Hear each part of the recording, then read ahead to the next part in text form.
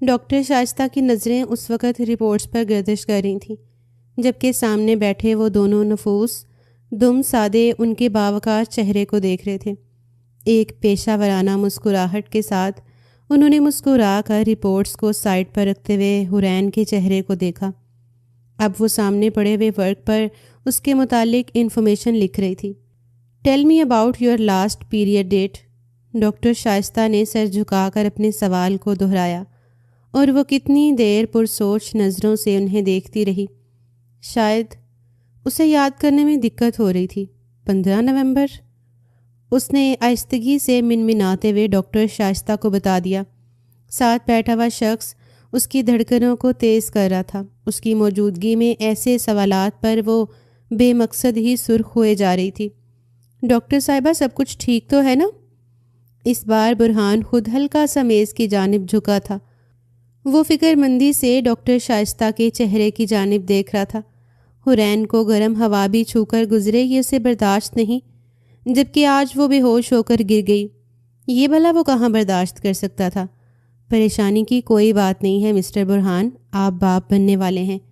تقریباً 6 سے 7 ہفتوں کا حمل ہے اور آپ کو اپنی مسز کا بہت سارا خیال رکھنا ہوگا ارلی پریگننسی میں۔ ڈاکٹر اپنی بات کو جاری رکھے ہوئے تھی، جبکہ وہ یک ٹک ڈاکٹر شائستہ کے چہرے کو دیکھ رہا تھا۔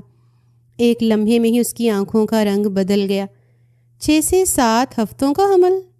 اس نے زیر لب دہرایا۔ بدگمانی اس کی نس نس میں اترتی چلی گئی۔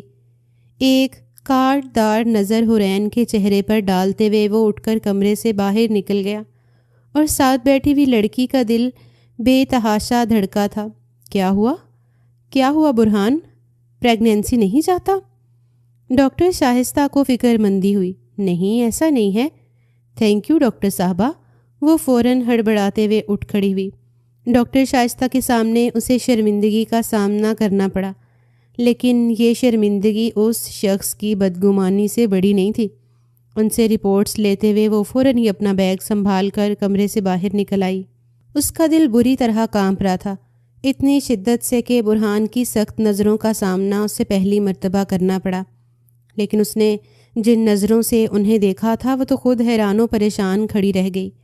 وہ 22 سالہ لڑکی جو صرف اس کی محبتوں سے واقف تھی، اس کی بدگمانی کو کیسے برداشت کر سکتی تھی؟ برہان گاڑی میں بیٹھا اس کا انتظار کر رہا تھا۔ آہستگی سے وہ آ کر گاڑی میں بیٹھی۔ کیا ہوا برہان، سب ٹھیک تو ہے نا؟ دھڑکتے دل اور لڑکھڑاتی ہوئی زبان سے اس نے برہان سے پوچھتے ہوئے بڑی تفصیل سے اس کے چہرے کو دیکھا تھا، جو بڑی مشکل سے اپنے غصے پر قابو رکھے ہوئے تھا۔ سرخ و سفید رنگت میں مزید کھلی ہوئی سرخیاں، بے تحاشا سرخ آنکھیں اور واپسی کی ڈرائیونگ ایسی تھی جیسے وہ بھی گاڑی کسی گاڑی سے ٹکرا کر ان دونوں کی جان لے لے گا۔ اس نے نرمی سے برہان کے بازو پر ہاتھ رکھنا چاہا تھا، جسے اس نے سختی سے جھٹک دیا۔ اس وقت وہ سمجھ نہیں پا رہی تھی کہ اسے غصہ کس بات کا آ رہا ہے، وہ کیوں اتنی بدگمانی کا شکار ہو چکا ہے۔ ڈاکٹر کی بات کو اس نے سنا تھا، لیکن شاید اس قدر تفصیل سے نہیں سمجھا جس قدر تفصیل سے برہان سمجھا تھا۔ ان کی شادی 8 دسمبر کو ہوئی تھی اور آج 1 جنوری، یعنی ان کی شادی کو بھی صرف 22 دن گزرے تھے اور وہ 6 سے 7 ہفتوں سے حاملہ تھی۔ عابدہ بیگم صبح ہی اپنی ایک عزیز کی طرف تھیں، اسی لیے حویلی میں مکمل خاموشی تھی۔ انہیں حورین کی خراب طبیعت کا بھی علم نہیں تھا۔ وہ اسے کھینچتا وہ اپنے کمرے میں لے کر جا رہا تھا۔ گاڑی کھڑی کرتے ہوئے وہ اس کی جانب بڑھا اور اس کے ہاتھ کو بڑی مضبوطی سے تھامتے ہوئے تیز چلنے لگا، جبکہ وہ تیز تیز قدم اٹھاتے ہوئے اس کا ساتھ دے رہی تھی۔ ڈاکٹر نے جو کچھ بتایا اس کے بعد برہان کا اسے اس طرح ٹریٹ کرنا کس قدر نقصان دہ ہو سکتا تھا، اسے اس بات کا اندازہ ہی نہیں تھا۔ وہ بس برہان کا چہرہ دیکھنے کی کوشش کر رہی تھی۔ دھڑکتا ہوا دل، کندھوں سے پھسلتی ہوئی شال، سیڑھیاں چڑھتے ہوئے وہ اسے سیدھا اپنے کمرے میں لے کر آیا اور دروازہ اس قدر سختی سے بند کیا تھا کہ اس دھاڑ پر وہ اچھلتے ہوئے مزید سہم گئی۔ اپنی سرخ نظروں کو حورین کے چہرے پر گاڑے ہوئے وہ بس اس کا معصوم چہرہ دیکھ رہا تھا۔ لرزتے ہوئے لب، سرخ رنگت، ڈبڈباتی ہوئی آنکھیں، یوں لگ رہا تھا جیسے کہ اس معصوم لڑکی نے کوئی بہت بڑی غلطی کر دی ہو، کوئی ایسا ناقابل تلافی جرم جس کے بعد برہان اسے زندہ نہیں چھوڑے گا۔ یعنی تم مجھے دھوکہ دے رہی تھی؟ مجھ سے پہلے کسی اور کے ساتھ تعلقات بنا کر یہ بچہ میرے سر تھوپنا چاہتی ہو؟ اس نے اتنی بے دردی سے کہا تھا کہ ایک لمحے کے لیے حرین کا دل اچھل کر حلق میں آ گیا۔ برہان، اس کے لبوں نے بے آواز سرگوشی کی، لیکن وہ شخص اس کی حالت نہیں دیکھ رہا تھا، اس کی کسی بات کو نہیں سن رہا تھا، بلکہ اپنی بدگمانی کا زہر اس کی نسوں میں انڈھیل رہا تھا۔ غلطی ہو گئی مجھ سے، بہت بڑی غلطی ہو گئی جو میں نے تم پر یقین کیا۔ چھٹانک بھر لڑکی نے مجھے ناکوں چنے چبا دیے۔ میں نے تم سے محبت کی تھی حرین، میں نے تم سے عشق کیا تھا، تمہیں پا کر تمہیں معتبر کر دیا، لیکن تم نے ثابت کر دیا کہ تم وہی گندی گلی کا کیڑا ہو جو کسی کے ساتھ مخلص نہیں ہو سکتی۔ وہ شخص اپنی حد پار کر رہا تھا، اس کے وجود کو تذلیل کا نشانہ بناتے ہوئے اس پر وہ الزام لگا رہا تھا جو وہ سہنے کے قابل نہیں تھی۔ خدا کا واسطہ خاموش ہو جائیے، خدا کا واسطہ ہے برہان، میری بات سن لیں۔ اپنے کانوں پر ہاتھ رکھتے ہوئے وہ بری طرح چیخ پڑی۔ میری بات سنیے برہان، آپ ایسا کیسے کہہ سکتے ہیں؟ یہ بچہ آپ کا ہے، آپ میری زندگی میں آنے والے پہلے اور آخری مرد ہیں۔ آگے بڑھتے ہوئے اس نے نرمی سے برہان کے ہاتھوں کو تھام لیا تھا۔ روتی ہوئی آنکھوں سے وہ اس شخص کو اپنے کردار کی گواہی دے رہی تھی جو شخص در حقیقت اس کے کردار کا گواہ تھا۔ کل اسی بستر پر وہ اس کی وجود پر حکمرانی کرتے ہوئے اس کی پاکیزگی کو دیکھ چکا تھا، لیکن اس کے باوجود اس کا یہ سب کچھ کہنا بنتا نہیں تھا۔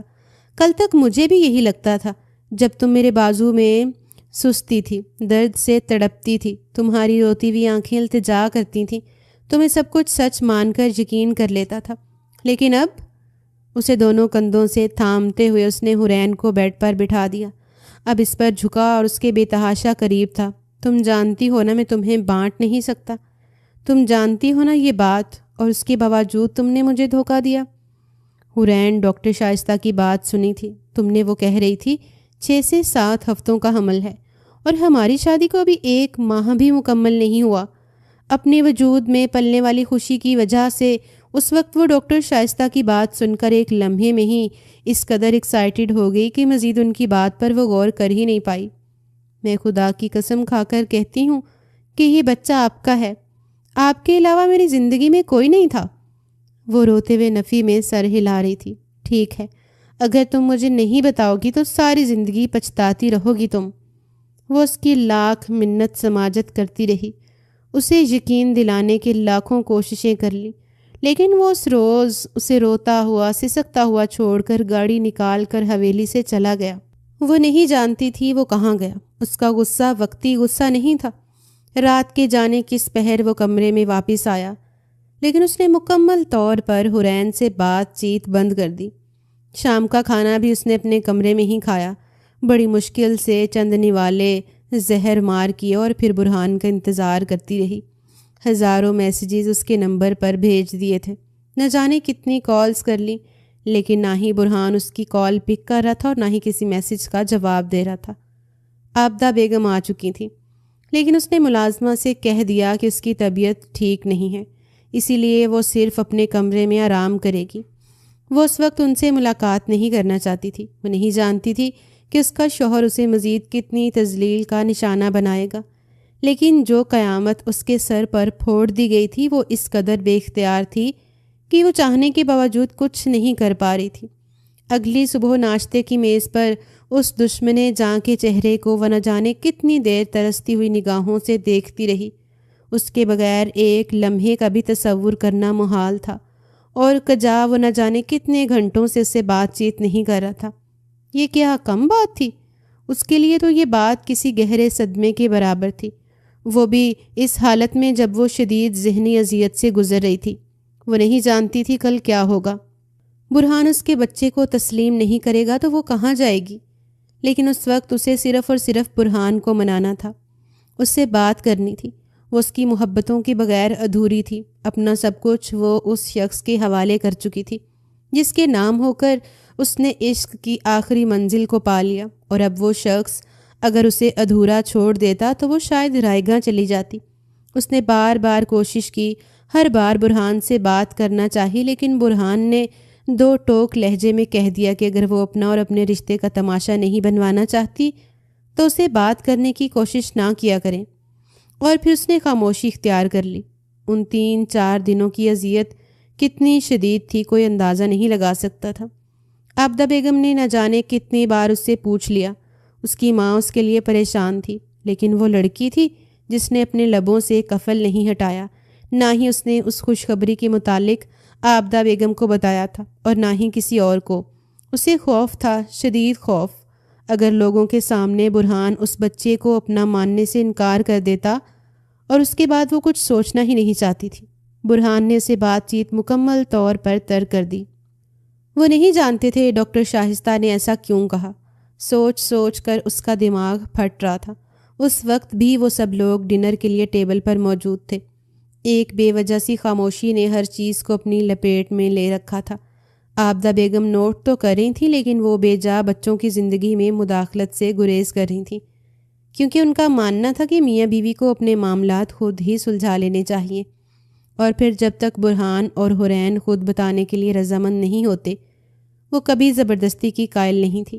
مما، میں نے کل شام آپ سے تذکرہ کیا تھا بیرون ملک جانے کا۔ منہ میں لقمہ لے جاتا ہوا ہاتھ لرزا۔ حرین نے نم آنکھیں برہان کے چہرے پر گاڑ دیں۔ عابدہ بیگم انہماک سے اسے سن رہی تھیں۔ ساری تیاریاں مکمل ہو چکی تھیں اور صبح 10 بجے کی فلائٹ ہے میری۔ حیران ہونا صرف اس کے لیے ضروری نہیں تھا۔ عابدہ بیگم بھی پریشان رہ گئیں۔ کیا تم دونوں جا رہے ہو؟ انہوں نے نرمی سے حرین کا زرد بڑھتا چہرہ دیکھا۔ نہیں، میں اکیلا جا رہا ہوں۔ کیا کوئی بزنس میٹنگ ہے؟ انہوں نے دوبارہ اپنا سوال دہرایا اور اس بار بھی اس نے نفی میں سر ہلایا تھا۔ نہیں، میں نے سارے انتظامات مکمل کر لیے ہیں۔ میں سب کچھ سنبھالتا رہوں گا۔ آپ کو فکر مند ہونے کی ضرورت نہیں ہے۔ میں چاہے وہاں رہوں یا یہاں، آپ یقین رکھیے کہ سب کچھ میری نظروں کے سامنے ہے۔ عابدہ بیگم کی موجودگی میں بڑی مشکلوں سے وہ اپنے آنسوؤں پر ضبط کیے بیٹھی تھی۔ وہ نہیں چاہتی تھی کہ عابدہ بیگم کے سامنے اس کا یہ بھرم ٹوٹ جائے۔ وہ بہت اچھی طرح جانتی تھی کہ وہ صرف اس سے بدلہ لینے کے لیے جا رہا ہے، صرف مات دینے کے لیے۔ وہ رات اس کی زندگی کی منحوس ترین رات تھی۔ اس رات اس نے کیا کچھ نہیں کیا، کون سے پاپڑ نہیں بیلے۔ وہ ایسا لمحہ تھا جب اسے اپنے پیٹ میں پلتی ہوئی اس ننھی سی جان سے بھی نفرت محسوس ہوئی، جس کی وجہ سے اس نے برہان کی محبتوں کو کھو دیا تھا۔ اس کا اعتماد ٹوٹ گیا۔ اس شخص نے اسے چھوڑا نہیں تھا، لیکن اسے اعتبار کی موت مار کر یوں بے جان چھوڑ کر جا رہا تھا کہ وہ اپنے لاشے کو تاعمر سنبھالتی رہ جائے۔ وہ اسے ایسی موت مارا تھا جو لا علاج مرض کی طرح اندر سے کھریدتی رہے اور انسان بس ایک کھوکھلا ڈھانچہ رہ جائے جسے نہ جینے کی امنگ ہو اور نہ مرنے کا خوف۔ میرے ساتھ چلیے، ایک بار DNA رپورٹ کروا لیتے ہیں۔ اس نے خود کو مار کر یہ بات کہی تھی۔ ایک عورت کے لیے اپنے کردار کو مارنا آسان نہیں ہوتا۔ اس نے عزت نفس برہان کے قدموں میں رکھ دی۔ مجھے اس کی ضرورت نہیں ہے۔ میں جو طے کر چکا ہوں اس سے پیچھے نہیں ہٹوں گا، اور نہیں چاہتا کہ تم اپنے اور میرے تعلق کو تماشا بنا کر مجھے مجبور کرو۔ میں اسے توڑ دوں۔ وہ بڑی سختی سے اس کے چہرے کو دبوچ چکا تھا، وہی چہرہ جس پر وہ اپنے لب رکھتا تو اٹھانا بھول جاتا۔ برہان، میں قسم کھا کر کہتی ہوں، اور اس بار اس کے چہرے سے ہٹتا ہوا ہاتھ اس کی گردن کو دبوچ گیا۔ آخر کتنی قسمیں کھاؤ گی تم؟ اپنی اس بچے کی جو تمہارے پیٹ میں پل رہا ہے۔ کس کس کی قسمیں کھا کر مجھے یقین دلاؤ گی؟ مجھے نہیں یقین، نہیں کرنا تم پر یقین، بس۔ اس نے کچھ نہیں سوچا تھا۔ وہ گھٹنوں کے بل اس شخص کے قدموں میں بیٹھ گئی۔ جدائی موت سے زیادہ بری چیز ہے۔ مجھے اس حالت میں تنہا چھوڑ کر نہ جاؤ برہان۔ ہو سکتا ہے تمہیں ساری زندگی پچھتانا پڑے۔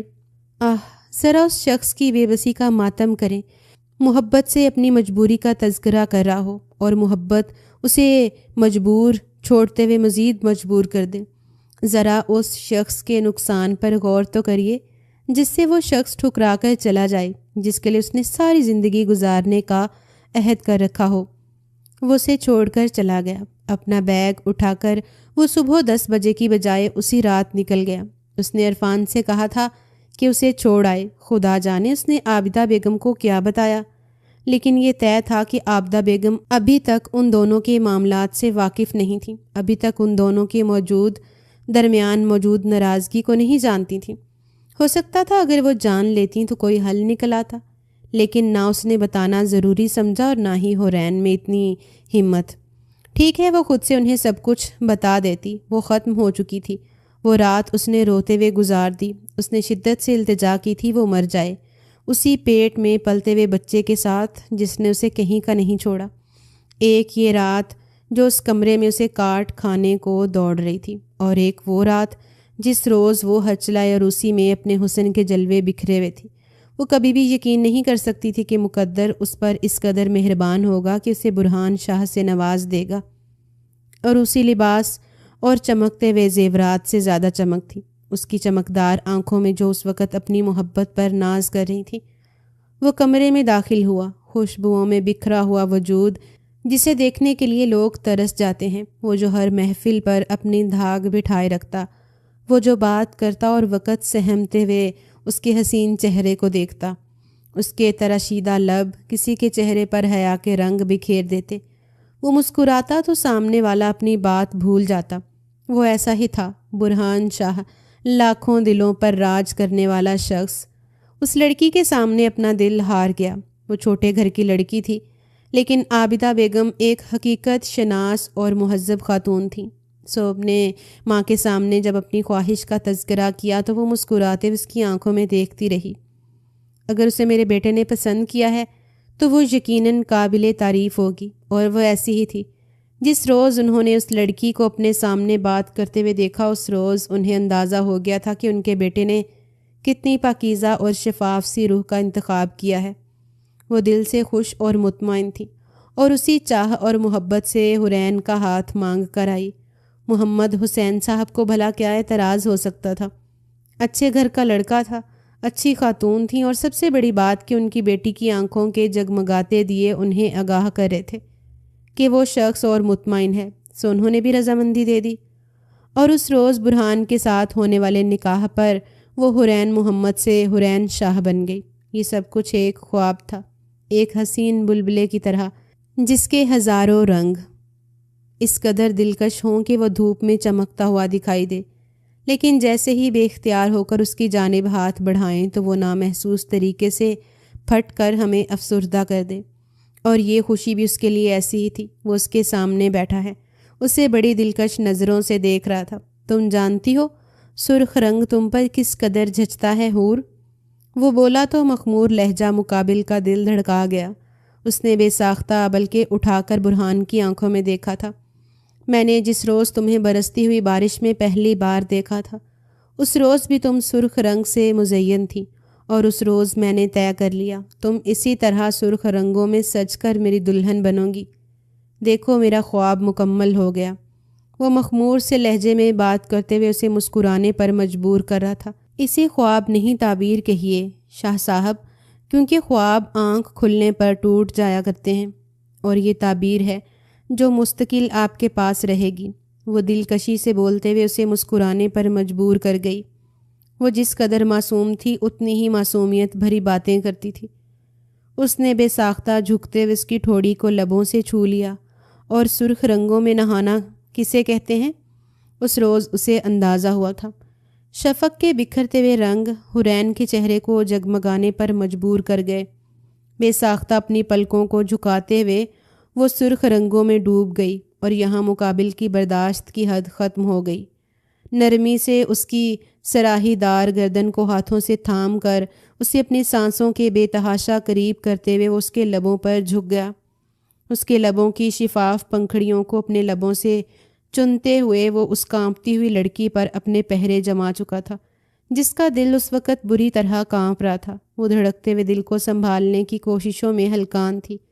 برہان شاہ نرمی سے اس کی سانسوں کو پی رہا تھا، اور کمرے کی ہر چیز نے جیسے مسکراتے ہوئے نظروں کو جھکا لیا۔ ان کا ملن اس قدر حسین ہونا تھا، وہ نہیں جانتی تھی کہ نظر بد کس کونے سے جھانکتے ہوئے ان دونوں پر اپنی دھاک بٹھائے ہوئے تھی۔ وہ نہیں جانتی تھی کہ کب اس کے نقصانات ہیں ان پر ظاہر ہو جائیں گے۔ اس وقت تو اپنی آنکھوں کو بند کیے اس شخص کے لمس کو محسوس کر رہی تھی جو اپنے نرم اور گرم پوروں سے اس کے وجود کو ہیوی جولری سے آزاد کرواتے ہوئے ساتھ ہی ساتھ اس کے کانوں میں سرگوشیوں کے رس گھول رہا تھا۔ اس روز میں نے برستی ہوئی بارش میں تمہارے جسم کے نشیب و فراز پر غور نہیں کیا تھا۔ میں نے اگر غور کیا ہوتا تو تمہاری بھیگی لٹوں پر جنہوں نے بھیگ کر میرے دل کو محبت کی بارش میں بھگو دیا۔ اس نے آج سے پہلے کسی کی زبان سے اتنا دلکش اقرار نہیں سنا تھا۔ اقرار، وہ بھی حسین لبوں کا اقرار، اس کے دل پر قیامت بن کر گر رہا تھا۔ میں آپ سے وعدہ کرتی ہوں برہان، میں کبھی بھی آپ کے مان کو نہیں توڑوں گی، میں کبھی بھی آپ کی محبت کو مات نہیں آنے دوں گی۔ اور برہان نے نرمی سے اس کے ہاتھوں کو تھام کر اپنی آنکھوں سے لگا لیا۔ میں زندگی بھر تمہیں اپنے نام سے جدا نہیں کروں گا، چاہے پھر جو بھی ہو جائے، لیکن مجھے مجبور مت کرنا کہ مجھے تمہیں خود سے جدا کرنا پڑے، کیونکہ میں تمہارے معاملے میں بہت ہٹ دھرم ہوں۔ میں تمہیں کسی کے ساتھ نہیں بانٹ سکتا ہوں، اور تم صرف میری ہو۔ مجھے دنیا اور آخرت میں صرف تمہاری ہی طلب ہے۔ اور پھر اس نے ظاہر بھی کیا، اپنے سامنے اسے بکھیرتے ہوئے وہ اس کے سارے رنگوں کو محسوس کر رہا تھا۔ اس کے آبشاروں جیسے بالوں کو پہلی بار اس نے اپنی انگلیوں سے گرایا اور گویا اس کے دل پر بارش ہو گئی ہو۔ وہ سیاہ چمکدار بال کسی حسین رات کی طرح اس پر سایہ فگن تھے۔ اس کے لبوں کی چمک کو اپنے لبوں سے زائل کرتے ہوئے وہ اس کی گردن پر جا بجا نشانات چھوڑ رہا تھا۔ سلگتی ہوئی سانسیں، دھڑکتے ہوئے دل اور مہکتا ہوا بدن۔ اس رات کو مخمور کرنے میں کس چیز کا ہاتھ نہیں تھا۔ اس کے ہاتھوں کو اپنی قید میں کرتے ہوئے وہ اس کی سسکیوں کی پرواہ کیے بغیر اس کے وجود میں اترتا جا رہا تھا، اور وہ اس اترتے ہوئے انجانے وجود سے گھبراتے ہوئے اپنے وجود کو سمٹ جانے پر مجبور کر رہی تھی۔ اس کے چوڑے سینے میں منہ چھپاتے ہوئے اس نے اپنی نم آنکھوں کو بند کر لیا۔ آنسو اس کی پلکوں کی باڑ توڑ کر اس کے رخساروں پر بہتے چلے گئے، لیکن سامنے موجود شخص کو اس کے آنسو سے بھی محبت تھی، سو انہیں اپنے لبوں سے چن کر معتبر کر دیا۔ کمرے میں جلتی ہوئی مدھم سی روشنی کو بجھاتے ہوئے وہ اس پر حاوی ہو گیا۔ رات قطرہ قطرہ برس رہی تھی، اور وہ اس کی زندگی کی سب سے حسین رات تھی، سب سے خوبصورت رات، جب اسے برہان شاہ میسر ہو گیا۔ لیکن وہ صرف ایک رات نہیں تھی، اگلی آنے والی ہر رات وہ اس پر یوں ہی سایہ فگن ہو جاتا، اسے کمر سے تھام کر اپنے قریب کرتے ہوئے اس کی سانسوں کو اپنی سانسوں میں انڈھیل لیتا، اس کے کانوں میں سرگوشیاں کرتے ہوئے اسے احساس دلاتا کہ وہ اس کے لیے کون سا مقام رکھتی ہے۔ اس گھر میں صرف 3 لوگ تھے، اور اب چوتھا اضافہ حور کا تھا، عرفان عابدہ بیگم کا بھانجا، جنہوں نے اسے پال پوس کر جوان کیا تھا۔ اس کی ماں کی وفات کے بعد عرفان اب انہی کا بیٹا تھا اور انہی کے گھر میں رہتا تھا۔ برہان سے عمر میں 5 سال چھوٹا، لیکن محبت دونوں کی بھائیوں جیسی ہی تھی۔ عابدہ بیگم، برہان اور حور، ان کے پاس کوئی لمبے چوڑے رشتہ دار نہیں تھے۔ سکندر صاحب کی وفات کے بعد عابدہ بیگم نے خود کو اپنے بچوں تک محدود کر لیا۔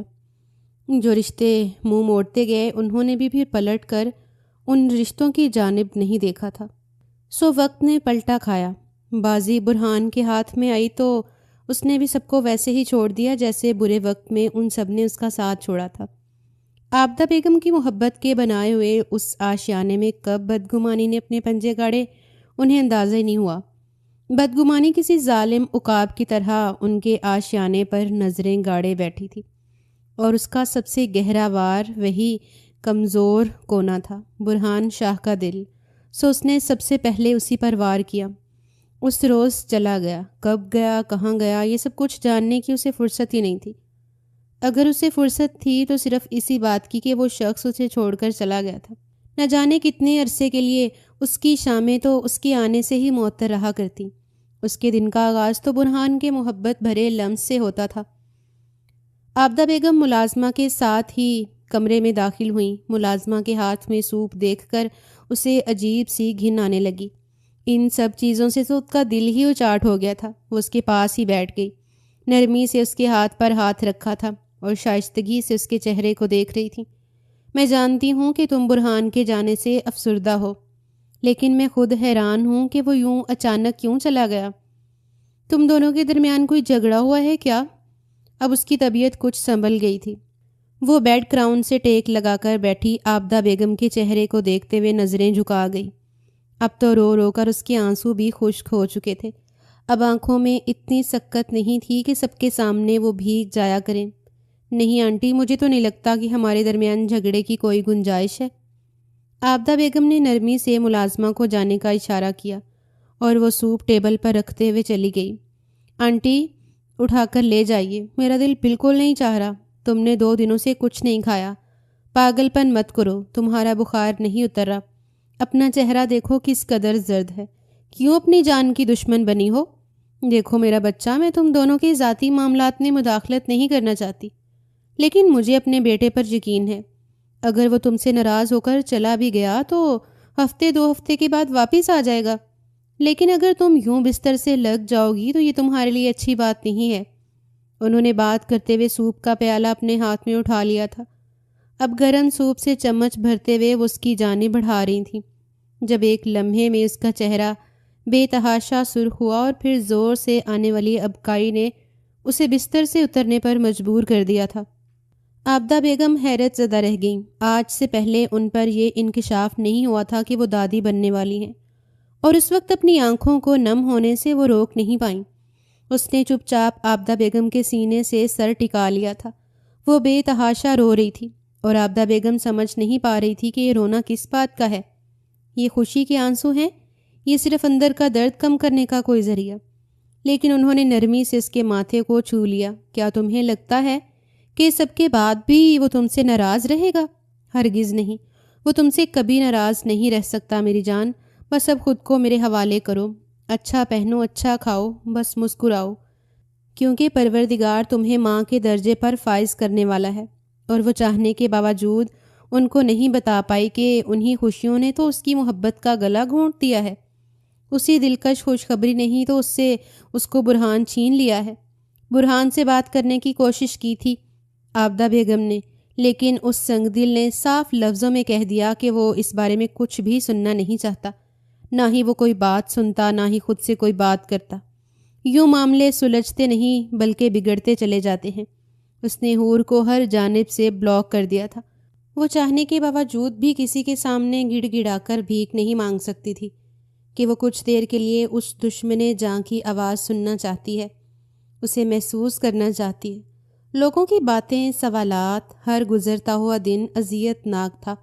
یوں تو ہر دن ہی اس شخص کے بغیر مشکل تھا، لیکن گزرنے والے پہلے ہفتے نے اسے نیم پاگل کر دیا، یوں جیسے برہان کے بغیر سانس لینا بھی مشکل ہو۔ حالانکہ ایک چھوٹی سی بات تھی، ایک چھوٹی سی بدگمانی جسے پڑھتے ہوئے فاصلوں نے زہر بنا دیا۔ دونوں کے دل ایک دوسرے سے متنفر ہوئے، اور شیطان نے خدا جانے اس کے دل میں کیا وسوسے پیدا کیے کہ وہ شخص تو اس کا نام سننا بھی گوارا نہیں کرتا تھا، اور کسی کے ساتھ اپنی پینسل نہ شیئر کرنے والا شخص بھلا کہاں برداشت کر سکتا تھا کہ اس کا من پسند شخص کسی اور کی دسترس میں رہا ہو۔ اسے ایک زہر نے اس کے پورے وجود کو اپنی لپیٹ میں لے کر اسے اس قدر زہریلا کر دیا کہ وہ اپنے رشتوں کو ہی ڈسنے لگا تھا۔ وہ سرد شام تھی۔ ڈائری لے کر وہ چھت پر چلی آئی۔ سرمئی کپڑوں میں وہ سرمئی شام کا حصہ لگ رہی تھی۔ پشت پر بکھرے ہوئے بال، بے سکون سا چہرہ، بے رونق آنکھیں۔ تو کیا اب میں اپنی محبت کا بھرم بھی نہ رکھوں؟ مان لیتا ہوں کہ اس شخص میں تھا کچھ بھی نہیں۔ لکھے ہوئے لفظوں کو نہ جانے وہ کتنی دیر تک پڑھتی رہی۔ آنسو اس کی آنکھوں سے ٹوٹ کر گرتے رہے۔ اچانک اسے اپنی پشت پر کسی کی موجودگی کا احساس ہوا۔ اس نے پلٹ کر نہیں دیکھا تھا، وہ دیکھ بھی نہیں سکتی تھی۔ جو حسین سا اپنی آنکھوں میں ٹوٹا ہوا تھا، اس کی کرچیاں وہ کسی کے سامنے نہیں بکھیر سکتی تھی۔ میں آپ کے لیے کچھ کھانے پینے کی چیزیں لے کر آیا تھا بھابھی۔ لمحے میں اس نے خود کو سمیٹ کر پلٹ کر عرفان کو دیکھا تو وہ اس کے پیچھے تھوڑا فاصلے پر کھڑا تھا۔ اس کے یوں دیکھنے پر اس کے قریب چل آیا۔ کیا برہان بھائی سے کوئی ناراضگی چل رہی ہے آپ کی؟ وہ پہلے بھی ان دونوں کے درمیان ایک خاص جز تھا، ایک اہم حصہ۔ کاش کوئی ناراضگی چل رہی ہوتی فانی، وہ ناراض ہوتے اور میں انہیں منا لیتی۔ تو کیا وہ ناراض نہیں ہے؟ اس کے دوسرے سوال پر اس نے نفی میں سر ہلا دیا۔ عرفان نے بہت غور سے دیکھا تھا۔ شفق کے رنگوں میں مسکراتی ہوئی لڑکی کے چہرے پر سارے رنگ پھیکے تھے، بے آواز خواہشیں بیان کر رہی تھیں۔ اسے برہان شاہ سے عشق تھا، وہ عشق جس کی کوئی انتہا نہیں ہوتی۔ کیا تم برہان سے میری بات کروا دو گے؟ وہ عرفان سے التجا کر رہی تھی، اور عرفان نے بے اختیار سائڈ پر پڑے ہوئے موبائل کو دیکھا۔ اس کے پاس اپنا موبائل تھا، برہان اس کا شوہر تھا، لیکن اس کے باوجود اسے زیادہ کھریدنا مناسب نہیں لگا۔ سوچ چپ چاپ برہان کو کال کر دی۔ موبائل اس کے ہاتھ میں دے کر وہ دانستہ طور پر دور ہوتا چلا گیا۔ اس نے دھڑکتے ہوئے دل سے موبائل تھام کر اپنے سامنے کر لیا۔ کال اٹینڈ کر لی گئی۔ وہ دشمن جاں اسکرین پر نمودار ہوا، مصروف، بے حد مصروف، سخت انداز، ذہنی اترتے ہوئے۔ عرفان نے بس اس کی سسکی سنی تھی۔ اس نے جس شدت سے برہان کو پکارا تھا وہ چاہنے کے باوجود پلٹ نہیں پایا۔ کیسی ہو تم اور تمہارا بچہ؟ وہ یوں بات کر رہا تھا جیسے کہ کسی بے بس عورت سے غیر بن کر اس کا حال دریافت کر رہا ہو۔ ہمارا بچہ، اس نے آہستگی سے کہہ دیا، اور برہان نے سختی سے اپنے لبوں پر انگلی جما کر اسے رونے سے باز رکھا، اسے کچھ کہنے سے باز رکھا۔ اسے تم خود تک ہی محدود رکھو تو تمہارے حق میں بہتر ہے۔ کسی اور کا سہارا مت لو، مجھے یہاں چین سے رہنے دو حورین۔ اب آپ واپس کب آئیں گے برہان؟ اس نے ٹوٹے ہوئے لہجے میں اپنا سوال دہرایا، اور وہ طنزیہ سا مسکرا دیا۔ مجھے اس دن تم تسلیم کر لو گی جس روز میں واپس آ جاؤں گا۔ میں تمہیں چھوڑ نہیں رہا، کیونکہ برہان شاہ اپنے وعدوں پر قائم رہنے والا شخص ہے۔ بس اقرار کر لو، اس سب کو مجھ سے منسوب کرنا چھوڑ دو۔ میں آپ کو کتنا یقین دلاؤں برہان، آپ کے علاوہ میری زندگی میں کوئی نہیں آیا۔ اور اس نے منہ کے زاویے بگاڑتے ہوئے بدمزہ ہو کر اسے دیکھا تھا۔ مجھے امید ہے کہ آج کے بعد تم کال نہیں کرو گی۔ کال کاٹنے سے پہلے اس نے حورین کا ایک لفظ بھی نہیں سنا۔ وہ اس کی آواز تک نہیں سننا چاہتا تھا۔ نہ جانے کتنی دیر وہ گھٹنوں پر سر رکھ کر روتی رہی۔ عرفان اس کے پاس سے آ کر موبائل لے کر گیا۔ اسے اندازہ ہی نہیں ہوا، وہ اسے کوئی تسلی نہیں دے پایا۔ دو راستے تھے، یا تو وہ اس بچے کو ختم کر دیتی، یا پھر وہ شخص اس کی بات سن لیتا، اس کی باتوں پر یقین کر لیتا۔ اور دونوں ہی اس وقت مشکل لگ رہے تھے۔ خود کو مقدر کے حوالے کرتے ہوئے اس روز اس نے طے کر لیا۔ وہ اٹھ کر کھڑی ہو گئی، خود کو ایک بار پھر سنوارے گی، برہان کی بن کر کہکہے لگائے گی، شوخ باتوں پر مسکرائے گی۔ اس نے ایسا کچھ نہیں کیا کہ وہ خود کو قصوروار ٹھہراتی رہے۔ برہان اور اس کی لا تعلقی اسے اندر سے دھمک زدہ کر گئی، لیکن پھر بھی اس نے مسکرانا سیکھ لیا۔ عابدہ بیگم بھی اس بات سے مطمئن ہو چکی تھی۔ کیا وہ پہلے سے بہتر ہے؟ انہیں لگا شاید اس کے اور برہان کے درمیان ساری غلط فہمیاں دور ہو گئی ہیں۔ اصل بات تو وہ نہیں جانتی تھی، لیکن اب وہ ان کی بہو تھی۔ ان کی برہان کی محبت، اور برہان کبھی اس کے خلاف کچھ نہیں سنتا تھا۔ نہ ہی وہ ایسی ماؤں سے تھی جو اپنے بیٹے اور بہوؤں کے درمیان بڑھنے والے فاصلوں سے مطمئن رہیں۔ عرفان نے حد سے زیادہ اس کا خیال رکھنا شروع کر دیا، اس سے بھی زیادہ جس طرح وہ برہان کی موجودگی میں رکھا کرتا تھا۔ شاید وہ اسے ہمدردی کر رہا تھا۔ عابدہ بیگم نے بھی کہہ رکھا تھا کہ اسے حورین کے چہرے کی اداسی اچھی نہیں لگتی، اور عرفان کی باتوں پر کھلکھلاتے ہوئے وہ چند لمحوں کے لیے اداسی کو بھول جاتی۔ کبھی کبھار بابا سے ملنے چلی جاتی، ان کے پاس رک جاتی، لیکن انہیں بھی اسی مطمئن انداز سے مطمئن کر دیتی جو انداز اس نے ایک عرصے سے اپنایا ہوا تھا۔ آپ جانتے ہیں کہ آپ ہنستے ہوئے بہت اچھی لگتی ہیں۔ میرے لیے بھی ایسے ہی بیوی ڈھونڈیں جو کھلکھلا کر ہنسے تو اس کے ساتھ بیٹھے ہوئے شخص کو ہنسنا پڑے۔ عرفان بڑی دلکش نظروں سے اسے دیکھ رہا تھا۔ عمر میں وہ اس سے 1 سال بڑا تھا، لیکن پھر بھی دونوں ہم عمر ہی دکھائی دیتے۔ حالانکہ اب تمہیں اپنے لیے کوئی بیوی ڈھونڈ لینی چاہیے۔ اپنے بھاری بھرگم وجود کو شال میں لپیٹتے ہوئے وہ مسکرا دی۔ عابدہ بیگم بھی چائے سے لطف اندوز ہو رہی تھیں۔ گھر کی دونوں خواتین کو اس مہم کا آغاز کر دینا چاہیے۔ اب بندہ نہ چیز کب تک یہ دکھ جھیلتا رہے؟ وہ اپنی ہلکی پھلکی نوک جھونک سے انہیں لطف اندوز کر رہا تھا، جب اچانک اس کی کمر میں اٹھنے والے درد نے اسے بے چین کیا۔ وہ اٹھنے لگی، اس کا ارادہ تھا کہ وہ اپنے کمرے میں جا کر لیٹے گی، لیکن جلد ہی درد سے بے حال ہو کر اسے بیٹھنا پڑا۔ اس کے چہرے کی رنگت بدلی اور عابدہ بیگم فوراً اٹھ کر اس کے قریب آ گئیں۔ سب ٹھیک تو ہے نا چندہ؟ جسم میں اٹھنے والا انتہائی ناقابل برداشت درد اس کے لیے عنایا تھا۔ لمحے بھر میں وہ بے حال ہو گئی۔ اس وقت اسے ضرورت تھی اس شخص کی جو اس کے قدم سے قدم ملا کر کھڑا رہتا، جو اپنے ہاتھوں سے اس کے ہاتھوں کو تھام کر اسے تسلی دیتا، لیکن وہ دستیاب ہی نہیں تھا۔ اس نے موت کو اپنی نظروں کے سامنے دیکھا۔ اسے لگا وہ اسے دبوچ لے گی۔ ایک آخری بار اس نے التجا کی کہ اسے برہان شاہ کا چہرہ دیکھنا نصیب ہو جائے، چاہے وہ جتنا بھی سنگ دل تھا۔ حقیقت تو یہ تھی کہ وہ اس دشمن جان سے محبت کرتی تھی، بے پناہ محبت۔ نہ جانے کتنے گھنٹے گزر گئے، وہ درد سے بے حال ہوتی رہی، اور پھر گزرے ہوئے گھنٹوں کے بعد اسے اپنے صبر کا وہ حسین پھل ملا تھا جس کا اس نے کبھی تصور بھی نہیں کیا تھا۔ وہ 2 ننھے وجود اس کے ارد گرد رکھے گئے تو وہ اپنے سارے درد بھول گئی۔ پروردگار نے اسے 2 بیٹوں سے نوازا تھا۔ یہ تو وہ جانتی تھی کہ ٹوئنز ہیں، لیکن تب سے ہی اس نے التجا بھی کر رکھی تھی کہ پروردگار اسے بیٹی عطا کر۔ اس کے دکھ سکھ کی ساتھی۔ جہاں پہلے اسے بہن کی کمی محسوس ہوتی، ماں کا ساتھ نہیں تھا، اسے ایک بیٹی کی اشد ضرورت تھی۔ لیکن یہ پروردگار کے فیصلے ہیں۔ عابدہ بیگم تو نہال ہو گئیں۔ اس نے سختی سے منع کر دیا۔ اس کے بیٹوں کی تصویر برہان کے پاس نہیں جانی چاہیے، اور عابدہ بیگم کو اس کے فیصلے کا احترام تھا، سو انہوں نے عرفان کو بھی منع کر دیا۔ بڑے پرتپاک طریقے سے ان کا حویلی میں استقبال کیا گیا۔ خدا نے انہیں 2 پھول عطا کیے۔ اس کا بڑا بیٹا ہو بہو برہان جیسا تھا، بھوری آنکھیں، سرخ و سفید رنگت، کھڑی ناک، اور نہ جانے کتنی دیر وہ اسے دیکھتی رہی اور پھر جھکتے ہوئے اس کے ماتھے پر لب رکھ دیے۔ جبکہ دوسرا بیٹا شکل و صورت میں اس کا اور برہان کا مکسچر تھا۔ یہاں بھی وہ شخص بازی لے گیا۔ وہ نہیں جانتی تھی، اسے کسی نے بتایا ہی نہیں تھا کہ اس شخص کا ری ایکشن کیا تھا، لیکن اب خدا نے اسے تھام لیا تھا۔ اگر وہ اس وقت بھی اس کے ساتھ نہیں رہا تو اسے ضرورت ہی نہیں رہی اب اس شخص کی۔ وہ چاہے اپنی بدگمانی کے زہر کو ساری زندگی پیتا رہے۔ اب اس نے کوششیں بھی ترک کر دیں۔ اس روز عرفان نے سرسری سا ذکر کیا، بچوں میں اس قدر بزی رہتے ہیں کہ اب گھر میں بڑی چہل پہل ہے۔ وہ بے سکون سا ہو کر پہلو بدل گیا۔ یہ بھی اس عرفان نے نہیں بتایا کہ 2 بیٹے ہیں، لیکن اس سے زیادہ اس نے پوچھنا گوارا ہی نہیں کیا۔ دل کی گھٹن اس قدر بڑھی کہ نہ جانے کتنے ہفتوں تک وہ بےتاب رہا۔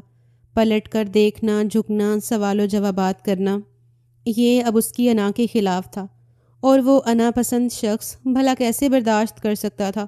اس وقت تو عرفان سے ہی بات کر رہا تھا۔ لیپ ٹاپ عرفان کی گود میں رکھا تھا جب اسے پیچھے سے آنے والی آواز نے بےتاب کر دیا۔ وہ نہیں جانتی تھی کہ عرفان کس سے بات کر رہا ہے۔ وہ بس کمرے میں داخل ہوئی۔ عابدہ بیگم کے ساتھ اسے کسی کے ہاں جانا تھا۔ زوحان کو وہ ساتھ لے کر جا رہی تھی، جبکہ روحان عرفان کے پاس تھا۔ ویسے بھی روحان اس کے پاس ہمیشہ مطمئن رہا کرتا، اور وہ بھی اس کے بغیر ایک لمحہ نہیں رہتا۔ عرفان، تم اسے پکڑ لو، آنٹی اور میں بس 1 گھنٹے میں واپس آ جائیں گے۔ میڈ بھی ہے، لیکن یہ تمہارے لیے ضد کر رہا ہے۔ عرفان کی ساری توجہ کھلکھلاتے ہوئے روحی کی جانب چلی گئی، جبکہ وہ عجیب بے تاب و بے قرار سا پہلو بدلتا رہ گیا۔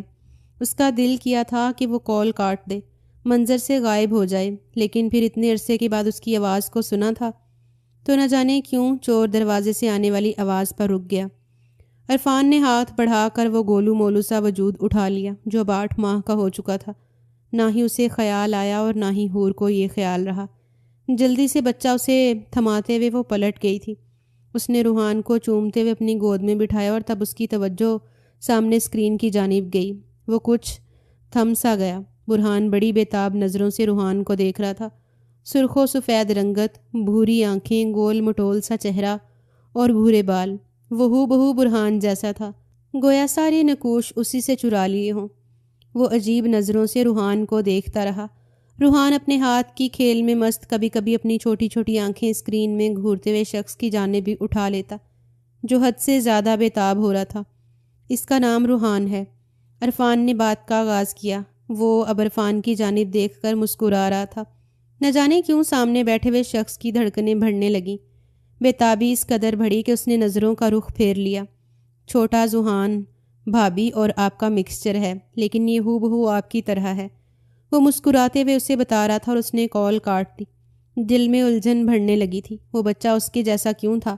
وہ یہ بات اچھی طرح جانتا تھا کہ پریگنینسی پہلے سے تھی۔ حورین نے اسے دھوکے میں رکھا، لیکن اس بچے کی شکل و صورت، اس کا وہم نہیں ہو سکتا تھا۔ لیکن وہ ہرگز نہیں جانتا تھا کہ اب اس مگافات کا آغاز ہو چکا ہے۔ اس روز اس نے کوشش کی سر جھٹک کر کہ وہ یہ بات بھول جائے، لیکن یہ آسان نہیں تھا۔ ہر شام اسے اداس کر دیتی، ہر دن اسے بے چین کر دیتا۔ اگلی بار اس نے عرفان کو خود کال کر کے کہا تھا کہ وہ اس بچے کو دوبارہ دیکھنا چاہتا ہے، اور دوسرے بچے کو بھی۔ عرفان تذ بذب کا شکار تھا۔ بھابھی نے منع کیا ہے، وہ نہیں چاہتی کہ ان دونوں کو آپ دیکھیں، لیکن پھر بھی اگر آپ ضد کرتے ہیں تو میں آپ کو دکھا دیتا ہوں۔ عرفان کی بات پر وہ کچھ دیر خاموش بیٹھا رہا۔ وہ ایسا کیوں چاہتی ہے کہ میں انہیں نہ دیکھوں؟ نہ جانے کیوں اسے غصہ آنے لگا تھا۔ یہ تو آپ کو آپ کے دل سے پوچھ لینا چاہیے۔ عرفان میں کچھ نہیں سننا چاہتا۔ تم مجھے وہ دونوں بچے دکھاؤ گے؟ وہ ضد پر اتر آیا تھا۔ عرفان کو خاموشی اختیار کرنا پڑی۔ اگر یہ بچے ان دونوں کے ملاپ کی وجہ سے بن جاتے تو اس سے اچھا اور کیا تھا، وہ یہ رسک لے لیتا۔ ٹھیک ہے، میں سر کے وقت تو نہیں چھت پر لے جاؤں گا، پھر میں آپ کو کال کروں گا۔ وہ کسی بھی صورت اپنی بھابھی کا مان نہیں توڑ سکتا تھا۔ وہ سگے بھائیوں سے بڑھ کر اس کی عزت کرتی تھی، اس پر یقین کرتی۔ دونوں بچوں کو ایک ساتھ بٹھاتے ہوئے اس نے برہان کو کال کر لی۔ وہ جیسے انتظار میں تھا، اس نے فوراً ہی کال اٹینڈ کر لی۔ وہ دونوں خوبصورت شہزادے آمنے سامنے بیٹھے تھے۔ نہ جانے کیوں انہیں دیکھ کر اس کی آنکھیں نم ہونے لگیں۔ یہ ذوحان ہے۔ دونوں نے ایک جیسی ڈریسنگ کر رکھی تھی۔ دونوں کو دیکھ کر لگ رہا تھا کہ ان کی ماں ان پر کافی محنت کرتی ہے۔ گولو مولو سے بچے دیکھنے میں صحت مند لگ رہے تھے۔ اس نے زیر لب ماشاء اللہ کہہ دیا۔ عرفان ٹھیک کہہ رہا تھا، وہ دونوں واقعی ایسے تھے۔ ذوحان شکل و صورت میں ان دونوں کا مکسچر تھا۔ اچانک ان دونوں بچوں کے پیچھے سے وہ نمودار ہوئی، نم اور حیرانگی بھری نظروں سے۔ وہ عرفان کو دیکھ رہی تھی اور پھر بےتاب ہو کر آگے بڑھتے ہوئے اس نے اپنے دونوں بیٹوں کو اٹھا لیا۔ اب آپ کو کیا ضرورت درپیش آ گئی مسٹر برہان شاہ، جو آپ انہیں دیکھنے کے لیے بےتاب ہوئے پڑے ہیں؟ برہان بس اس کی سرخ چہرے اور پھنکارتی ہوئی آواز کو سنتا رہا۔ وہ دکھ سے رو رہی تھی۔ عرفان شرمندہ سا کھڑا رہ گیا۔ یہ میرے بچے ہیں اور انہیں دیکھنے کا حق کسی کو نہیں ہے۔ کیا چاہتے ہیں آپ کہ اب میں اپنے بچوں کو یہاں سے لے کر نکل جاؤں؟ میں نکل جاؤں گی جس روز آپ کی آمد کے بارے میں آگاہی ہوگی، اس روز میں نکل جاؤں گی انہیں لے کر۔ آپ نے مجھے بد کردار کہا تھا، صاف لفظوں میں کہہ دیا تھا کہ یہ بچے آپ کے نہیں ہیں، تو پھر آپ انہیں مجھ تک ہی محدود رہنے دیں۔ وہ پھٹ پڑی۔ چیخ کر کہتے ہوئے وہ ایک نظر عرفان کے چہرے پر ڈال کر وہاں سے چلی گئی۔ بات یہیں تک ختم نہیں ہوئی تھی۔ اس نے عرفان کے ساتھ بات چیت ترک کر دی۔ وہ بہت دل برداشتہ ہو چکی تھی اپنے بچوں کے بارے میں ان سیکھی، اور شاید وہ برہان کی پرچھائی بھی ان پر پڑنے نہیں دینا چاہتی تھی۔ اس روز وہ پورے 1 ہفتے کے بعد عرفان کے کمرے میں آئی۔ وہ شرمندہ سا اٹھ کھڑا ہوا۔ بھابھی میں معافی۔ لیکن اس نے اس کی بات مکمل ہی نہیں ہونے دی۔ ایک رپورٹ اس کے ہاتھ میں تھماتے ہوئے وہ اس کی آنکھوں میں دیکھتی رہی۔ مجھ پر ایک احسان کر دینا، یہ ابھی برہان شاہ تک پہنچا دینا اور انہیں کہہ دینا میرے اور میرے بچوں کی راہ سے دور چلے جائیں، اتنا دور کہ ہم ان کی پرچھائی کو بھی نہ دیکھ پائیں۔ عرفان کتنی دیر ہی وہ رپورٹ دیکھتا رہا۔ اسے دکھ ہوا تھا۔ اس معصوم سی لڑکی کا اصل معاملہ کیا تھا، اب اسے سمجھ میں آئی بات۔ لیکن اس نے سوچ لیا اب وہ برہان سے نہ ہی بات کرے گا، نہ ہی کوئی رابطہ رکھے گا، اور اس کی اصلیت کے بارے میں عابدہ بیگم کو بھی آگاہ کرے گا۔ پھٹی پھٹی نظروں سے نہ جانے کتنی دیر وہ DNA رپورٹ کو دیکھتا رہا، جس کے مطابق وہ دونوں بچے اسی کے تھے۔ 99% ان کا DNA میچ ہو گیا۔ ان بچوں کا اصل باپ وہ تھا، اور اس کے ساتھ یہ پیغام بھی کہ اگر اس نے اب مراسم بڑھانے کی کوشش کی تو اگلا کاغذ خلا کا کاغذ اس کے پاس آئے گا۔ وہ دھک سے رہ گیا۔ اس کی بے چینی اس قدر بڑھی کہ اس نے اپنے بالوں کو نوچ لیا۔ اس روز پہلی مرتبہ وہ گھٹنوں کے بل فرش پر بیٹھا تھا۔ یہ کیسے ہو سکتا تھا؟ جذبات میں آ کر اس نے اتنا بڑا قدم اٹھایا، اپنی محبت کا اپنے ہاتھوں سے گلا گھونٹ دیا، وہ محبت جسے اس نے بڑی منتوں اور مرادوں کے بعد حاصل کیا تھا۔ اذیت نے اسے چاروں طرف سے گھیر لیا، اور اگلے دن وہ ڈاکٹر سمیرہ انصاری کے سامنے بیٹھا تھا، پاکستانی ڈاکٹر جس کی دوست رضا کی خالہ تھی۔ ساری صورتحال بتانے سے پہلے نہ جانے کتنی دیر اسے شرمندگی نے گھیرے رکھا، اور بالآخر ساری بات اس نے ڈاکٹر سمیرہ کے سامنے رکھ دی۔ آپ بہت بڑی مس انڈرسٹینڈنگ کا شکار ہیں مسٹر برہان شاہ۔ عمومی طور پر پریگنینسی کے بارے میں جاننے کے لیے جب لڑکی کی لاسٹ ڈیٹ کے بارے میں کنفرم کیا جاتا ہے تو بعض لڑکیاں اس لاسٹ ڈیٹ کا ذکر کرتی ہیں جس سے وہ شادی کے بعد گزر چکی ہوتی ہیں۔ اس کے بعد آپ اور آپ کی مسز کی شادی ہوئی، اور آپ دونوں سے تعلق کے بعد ہی حمل ٹھہر چکا تھا، اسی لیے آپ کے پاس انہیں دوبارہ ڈیٹ کا سامنا نہیں کرنا پڑا، اور انہوں نے اپنی معصومیت کی وجہ سے لاسٹ ڈیٹ کا ذکر کیا، جو کہ کافی حد تک ٹھیک بھی تھا۔ مجھے حیرت ہے آج اتنے پڑھے لکھے طبقے پر جو اتنی چھوٹی سی بات کو بنیاد بنا کر اپنی بیویوں پر شک کرتے ہیں، حالانکہ یہ ایک غیر ضروری بات ہے۔ بہت سے کیسز میں ایسا ہوتا ہے جب لڑکی جلدی پریگنینسی کنسیو کر لیتی ہے اور شادی کے فوراً بعد اسے حاملہ قرار دیا جاتا ہے۔ It's normal. شرمندگی کے باوجود وہ سر اٹھانے سے قاصر تھا۔ بے تحاشا سرخ دھڑکتا ہوا دل، وہ چپ چاپ وہاں سے اٹھ کر چلا آیا۔ اس رات وہ پوری رات سگریٹس پھونکتا رہا۔ وہ نہیں جانتا تھا وہ کس منہ سے اس کا سامنا کرے گا، اپنے بچوں کا سامنا کرے گا۔ وہ کس طرح انہیں بتائے گا کہ وہ ان کا باپ ہے جو انہیں جھٹلا کر چلا گیا تھا۔ وہ کیسے اس کے سامنے گھٹنوں کے بل بیٹھ گئی تھی، کس قدر اس نے منت کر ڈالی، لیکن وہ اس قدر سنگ دلی پر اتر آیا کہ اس لڑکی کی منت سماجت بھی اس پر اثر انداز نہیں ہو پائی۔ شرمندگی کے علاوہ کچھ نہیں تھا۔ اس کے گھر والوں نے اس سے رابطہ بھی ختم کر دیا۔ آبدہ بیگم کو بھی اس کے بارے میں سب کچھ معلوم ہو گیا۔ انہوں نے صاف لفظوں میں کہہ دیا تھا کہ اب حویلی میں اس کا کوئی حصہ نہیں۔ انہوں نے کبھی بھی اس کی ایسی تربیت نہیں کی کہ وہ ایک عورت پر شک کرے، اس کے کردار پر انگلی اٹھائے، اور وہ عورت جو کہ اس کی بیوی کے مرتبے پر فائز ہو۔ بڑی ہمت جمع کر کے اس روز بھی وہ نہ بتائے حویلی آ گیا۔ وہ جانتا تھا کہ اس کا استقبال بہترین نہیں کیا جائے گا۔ وہ واقف تھا کہ اس نے جو کچھ کیا ہے اب وہ سب کچھ اسے بھگتنا پڑے گا۔ اس نے عرفان کو کال کر دی جو اسے ریسیو کر کے لے آیا۔ داخلی دروازے سے اندر داخل ہوتے ہی آبدہ بیگم نے اسے وہیں رک جانے کے لیے کہہ دیا، یہ گھر میں اپنے پوتوں کے نام کر چکی ہوں۔ یہ گھر روحان، زحان اور ان کی ماں کا ہے۔ اگر وہ تمہیں اجازت دیں تو اس حویلی میں قدم رکھنا، وگرنہ تم اس حویلی میں نہیں آ سکتے۔ وہ بے یقینی اور بے چینی سے اپنی ماں کو دیکھتا رہا۔ آگے بڑھ کر ان سے ملنا چاہتا تھا لیکن وہ نم نگاہیں اس پر ڈال کر پلٹ کر اپنے کمرے میں چلی گئی۔ یہ حقیقت تھی کہ ان کے بیٹے نے انہیں حد سے زیادہ مایوس کیا تھا۔ اس کی آمد کے بارے میں جان چکی تھی، سو اس نے کمرے سے نکلنا بھی ضروری نہیں سمجھا۔ اس روز وہ سوالی بن کر اس کے دروازے پر آیا تھا۔ میں صرف ایک بار تم سے بات کرنا چاہتا ہوں۔ اس روز ساری مغروری، ساری انا قدموں میں بیٹھ کر روتی رہی، لیکن وہ پیٹھ موڑے کھڑی رہی۔ مجھ سے یا میری اولاد سے آپ کا کوئی تعلق نہیں ہے، آپ جا سکتے ہیں مسٹر برہان شاہ۔ وہ حق بجانب تھی۔ بھلا ایک عورت کب تک کمپرومائز کی سولی پر لٹکی رہے؟ میں معافی کے قابل نہیں ہوں، میں معافی نہیں چاہتا، لیکن ایک بار مجھے میرے بچوں کو دیکھنے دو۔ اور اس نے پلٹ کر ایک زناٹے دار تھپڑ برہان شاہ کے چہرے پر دے مارا۔ وہ وہی برہان شاہ تھا جو اپنے سامنے کسی کی اٹھی ہوئی انگلی برداشت نہیں کرتا تھا۔ آج اس کی اپنی بیوی نے اس کے منہ پر تھپڑ دے مارا، لیکن وہ سر جھکائے کھڑا رہا۔ وہ آج بھی حسین تھا، دلکش تھا، اس کی نظروں کو بھا رہا تھا، لیکن اب نہیں۔ فاصلے ان کے درمیان اس قدر حائل ہو چکے تھے کہ بدگمانی اب درمیان سے ہٹنے کا نام نہیں لے سکتی تھی۔ نکل جائیے میری زندگی سے برہان شاہ، میں نفرت کرتی ہوں آپ جیسے مردوں سے، جن کی انا صرف عورت کے لیے ہو، جو اپنے جذبات کی آگ میں ہر ایک چیز کو جلا کر بھسم کر دیں، چاہے پھر وہ عورت کی عزت ہو، کردار یا پھر اس کی محبت۔ میں نے آپ سے محبت کی تھی برہان شاہ، بے تحاشا محبت، اور اب محبت عشق کا درجہ حاصل کر چکی تھی، لیکن افسوس کہ آپ جیسے مرد اس محبت کے قابل نہیں ہوتے۔ وہ روتے ہوئے اسے اذیت دے رہی تھی۔ اس کا دل چاہا کہ وہ آگے بڑھ کر اسے سمیٹ لے، اسے سینے سے لگا کر اس کے لبوں پر اپنے لب جما دے، لیکن اب وہ یہ حق کھو چکا تھا۔ بیڈ پر بیٹھ کر کھیلتے ہوئے دو چھوٹے شہزادے شاید اپنی ماں کو روتا ہوا دیکھ کر اس کی جانب متوجہ تھے، لیکن سمجھنے سے قاصر تھے۔ وہ بےتابی سے انہیں دیکھتا رہا۔ وہ چپ چاپ کمرے سے باہر نکل گئی۔ چاہے وہ جتنی بھی سنگ دل تھی، لیکن اپنی سنگ دلی میں اس شخص کی برابری نہیں کر سکتی تھی۔ وہ اس کے جتنا ہرگز نہیں گر سکتی تھی۔ اس نے آگے بڑھ کر نرمی سے ان دونوں ہاتھوں کو تھام لیا۔ انجانے وجود کو اپنے قریب دیکھ کر وہ زور زور سے رونے لگے، اور وہ اکیلے نہیں رو رہے تھے، ان کا باپ ان کے ساتھ رو رہا تھا۔ انہیں بے تحاشا چومتے ہوئے، انہیں گلے سے لگاتے ہوئے وہ ان کو محسوس کر رہا تھا، لیکن وہ اسے یہ حق نہیں دے رہے تھے۔ نہ ہی انہوں نے کبھی اس کی نرم آغوش کو محسوس کیا تھا، اور نہ ہی اب اسے پہچان رہے تھے۔ کچھ ہی دیر کے بعد عرفان کمرے میں داخل ہوا، اور وہ فوری طور پر اس کی جانب متوجہ ہوئے۔ عرفان نے انہیں اٹھا لیا، اور ایک لمحے میں ہی وہ خاموش ہو کر پھر سے مسکرانے لگے۔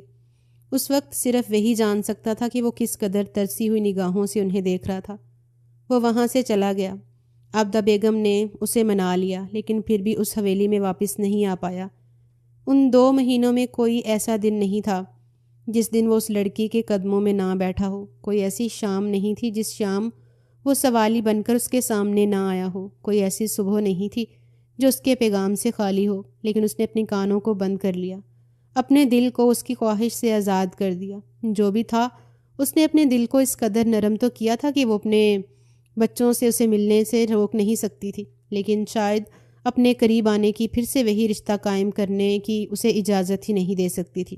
اس روز عرفان کی منگنی تھی۔ وہ اپنی مرضی سے اپنے لیے لڑکی پسند کر چکا تھا۔ آبدہ بیگم نے اسی حویلی میں اس کی منگنی کی تقریب رکھی۔ وہ چاہتا تھا کہ برہان اس کی منگنی میں شرکت کرے، لیکن کہہ نہیں پایا، اور اس نے خود ہی اسے اجازت دی کہ وہ برہان کو بلا لے۔ اس شام کی تقریب میں وہ دلکشی سے کھڑا تھا، نگاہ متلاشی سے ہو کر اسی وجود کو ڈھونڈ رہا تھا جو اس کے لیے سکون کا ذریعہ تھی، اور تب وہ اسے دکھائی دی، بلیک کلر کی ساڑی میں کامدار پلو کو نفاست سے کندھے پر سیٹ کیے، اپنے بالوں میں کرل ڈالے، سموکی آئیز میک اپ کے ساتھ وہ اتنی حسین لگ رہی تھی کہ وہ اس پر سے نظریں نہیں ہٹا پایا۔ اس کے دونوں بیٹے بھی اسی کی طرح بے حد خوبصورت لگ رہے تھے۔ وہ جب تک کھڑا رہا اس کے وجود کو اپنی نظروں کے حصار میں لیے رکھا، اور بالآخر بے تاب ہو کر اس کی جانب بڑھتے ہوئے اس کے دونوں ہاتھوں کو تھام لیا تھا۔ تمہیں دیکھ لینے کے بعد میری آنکھوں کو سکون آ جاتا ہے، لیکن میرا دل سکون سے خالی ہے۔ حور، بس کر دو یار، ناراضگی کو ختم کر دو۔ تمہاری ساری راہیں مجھ تک آتی ہیں تو مجھ سے ایک بار راہیں جوڑ کر مجھے معافی کا موقع تو دو۔ وہ سارے لوگوں کے سامنے بیٹھ گیا۔ وہ بس اس کی روتی ہوئی آنکھوں کو دیکھتی رہی۔ اس کی پشت پر کھڑی عابدہ بیگم کیا کہہ رہی تھی وہ جانتی تھی، لیکن ان کی آنکھوں کے پیغام کو بھی وہ پڑھ سکتی تھی۔ وہ ایسی عورت تھی جنہوں نے ہمیشہ اسے بیٹی کا مقام دیا۔ عزت، نفس، انا، مغروری، سب کچھ اس کے قدموں میں رکھتے ہوئے وہ اس کے قدموں میں بیٹھ کر معافی مانگ رہا تھا، اور وہ بس اسے دیکھ کر روئے جا رہی تھی۔ دوبارہ مجھ سے تعلق قائم کر کے میرے قریب آنے کی کوشش نہ کریں۔ میں ایک بار آپ کو کھونے کی اذیت سے گزر چکی ہوں، دوبارہ نہیں گزرنا چاہتی۔ وہ سر جھکائے ہوئے شدت سے رو پڑی، اور اس نے نرمی سے تھام کر اس کا سر اپنے سینے سے ٹکا لیا۔ اسے یقین تھا ایک دن وہ اسے منا لے گا، لیکن اب اس کی اپنی ذات بدل چکی تھی۔ اس نے رشتوں کا جو روپ دیکھا تھا اسے یقین ہو گیا۔ محبت میں انا اور بدگمانی مرد کو مردانگی سے نیچے گرا دیتی ہے۔